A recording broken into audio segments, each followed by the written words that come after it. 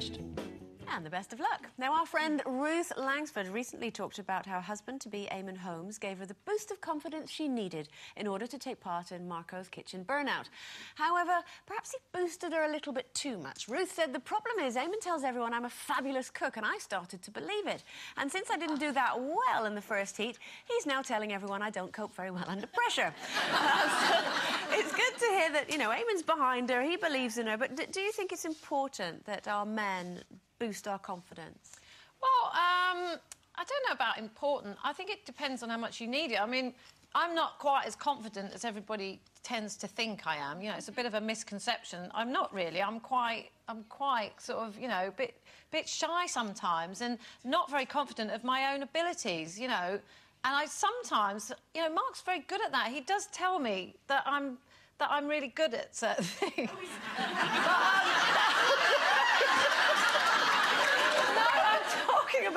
I'm talking about usually in my work. You know, anything that I do for work, anything that I write, I always think, oh, it's not very good. And he does actually say, he never says anything really bad about me. And especially, the worst thing about it is because he is younger, you know, you're going to have a little crisis of confidence now and again, especially if you've got a young boyfriend like I have. And I'm 50 now, and you do sometimes look in the mirror and you do think, oh, no, And I say certain things, and he just banishes them as though, you know, like he hasn't even noticed. Do you know what I mean? Like, and he is very, very good at that. But and although I believe him when he says it, I still don't quite believe it. Do you need it from him? Do you know what I mean? No, I wouldn't say I need it, because I'm quite good at boosting my own confidence in a way. I think about it quite a lot. You know, I try not to put myself down all the time, and, you know, well, I don't put myself down, and I think that's quite a secret. As long as he thinks you're great, that's all that matters. Yes, he does, yeah. I think it is, yeah. I mean, I'm a bit like that with Paul, but you have to think you're great as well. Yeah, well, you have to believe it, and if it's somebody that you trust and they don't just generally kind of just pander to you, and they're straight talkers, then it's great when they give you a compliment.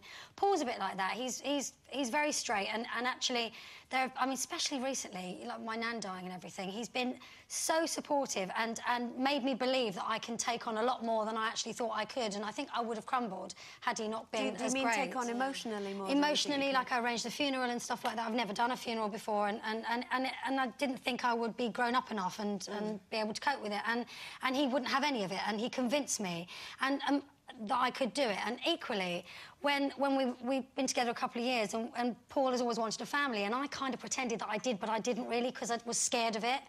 And he convinced me that I wouldn't be a rubbish mum. He said, I think you'd be great. And for years, I would never have considered having a child.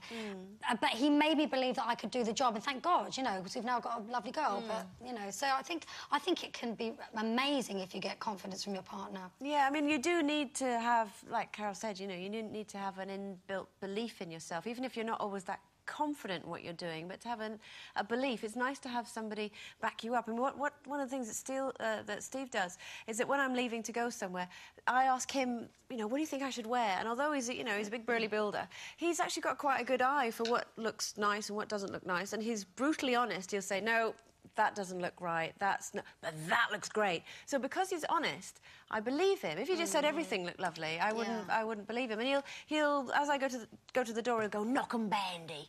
And it's lovely. So you go out feeling... Because normally if you ask a bloke, does this look nice, they'll sort of scan your eyes, see, oh, what's the answer? Can I phone a friend? I don't know.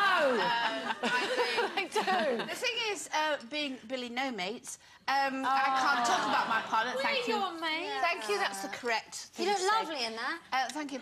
Anyway, so no, what I was going to say was, so I look to other friends of mine, like women friends, to actually, if I need a boost in confidence, and as you well know, I do need a boost in confidence, and I find it really hard to kind of. When you've been through things, you find it hard to come back, that sometimes. And I feel OK now. But I wish, in a way, that it was 10 years ago that I have the confidence that's coming back now. Yeah. Do you know what I mean? I often think that, oh, why didn't it come back then? Everybody feels that. You know, everybody, as they get older, thinks, well, gosh, if I had this head on that body, that would be a really good mix. Yeah, I mean, I feel great now. I feel much better, much better. Do you believe people, though, when, you know, because everyone's always trying to tell you how great you look. but I don't know if you believe it still. But- Sometimes I think you might, but... Sometimes, but it's really hard to, you know, it's hard because you go, oh, thanks, you know, I know what you're saying, but deep thanks down, very you're much. thinking, Yeah. I'd rather be a fish. Yeah. He said. OK, time for one last break, but on our return...